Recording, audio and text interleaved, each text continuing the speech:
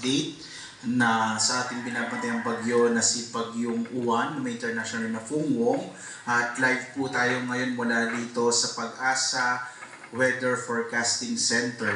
So as of 4 a.m., ang huling lokasyon na itong bagyong si Uwan ay huling namataan yung sentro ng mata ng Bagyong Uwan na sa 195 kilometers silangan sa lalawigan ng Perak sa Catanduanes. Kung makikita po ninyo, no, halos kitang-kita na yung mata ng bagyong si Uwan. Pinapakita nito na napakalakas po nitong bagyong ating minomonitor. At palapit na ito sa may bahagi ng Catanduanes. Hindi natin inalis yung posibilidad na maaari itong mag-landfall. Kapag sinabi po nating landfall, yung sentro ng mata ng bagyo ay tatama sa kalupaan.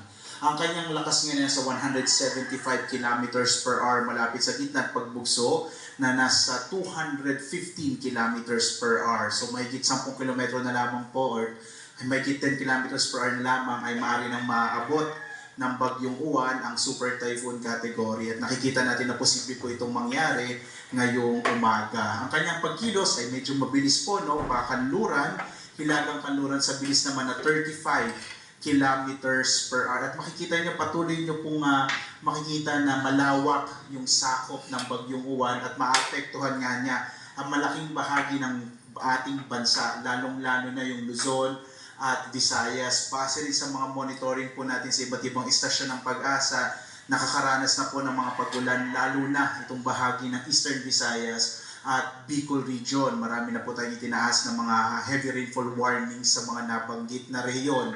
Narito yung ating latest na track sa Bagyong Uwan at makikita po natin, at ito po sana yung gusto kong bigyan diin, 2 a.m. ay nandito po ito po yung kasalukuyang lokasyon ng Bagyong Uwan at makikita po niyo in 24 hours dadaanan niya itong kalupaan ng Luzon. By tomorrow po ng madaling araw ay nasa West Philippine Sea na yung Bagyong Uwan. Ibig sabihin po nito, ito yung panahon na pinakamararanasan natin yung mga malalakas na ulan at malalakas na hangin na maaaring magdulot ng mga pagbaha, mga pagguho ng lupa, partikular na doon sa mga mababang lugar at sa mga lugar po na very steep slope.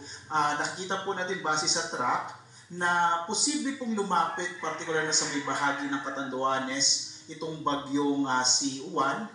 Kagaya ng binanggit ko kanina, posible itong tumama sa kalupaan ng Catanduanes. Hindi na pa tinaalis yung posibilidad ngayon at maaari po itong lumakas bilang isang super typhoon ngayong umaga. So either strong typhoon po siya o super typhoon. At makikita rin natin na mamayang gabi, inaasahan na po natin, natatama naman sa kalupaan, either Aurora po or sa may southern part ng Isabela, yung bagyo at babaybayin niya po itong northern or central Luzon bago tuluyang lumabas ng patungo po sa may West Philippine Sea bukas ng madaling araw. Inuulit ko po, no, pinakamararanasan yung malalakas na mga ulan at malalakas na hangin na dulot ng Bagyong Uwan simula po ngayong araw ng Linggo hanggang bukas, lalo na po bukas ng umaga ng Lunes. Posible naman itong lumabas ng Philippine Area of Responsibility araw po ng Martes. Posible po umaga ng Martes. Makikita po natin sa track, maaari siyang muling pumasok ng Philippine Area of Responsibility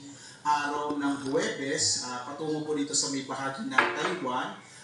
Sa ngayon po, patuloy mo itong i-monitor at kung makaka-apekto pa ito sa ating bansa. So, posible po siyang pumasok muli ng par ng Huwebes, pero by Friday ay muling lalabas. So, maaari po siyang tumama sa may bahagi ng Taiwan bilang isang severe tropical storm category na bagyo.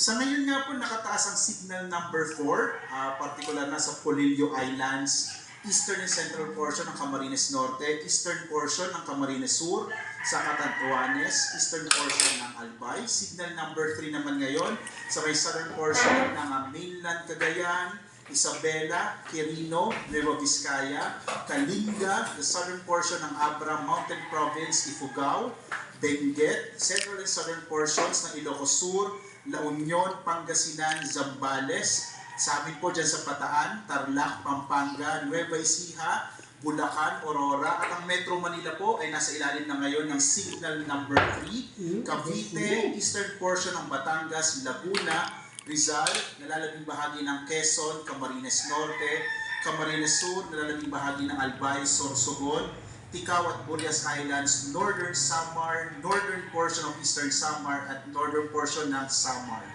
Signal number 2 naman po ngayon sa nalalabing bahagi ng Cagayan kasama yung Babuyan Islands, Apayao, Abra, the rest of Abra, Ilocos Norte, the rest of Ilocos Sur, the rest of Batangas, northern and central portions ng Occidental Mindoro, kasama yung Lubang Islands, northern and central portions of Oriental Mindoro, Marinduque, northern and eastern portions ng Romblon, nalalabing bahagi ng Masbate, Eastern Samar, Samar, Biliran, northern portion of Leyte, habang signal number 1 naman dito sa may bahagi ng Batanes, nalalabing bahagi ng Romblon, ng Oriental Mindoro at ng Occidental Mindoro, kasama po itong Kalangian Islands at Cuyo Islands, nalalabing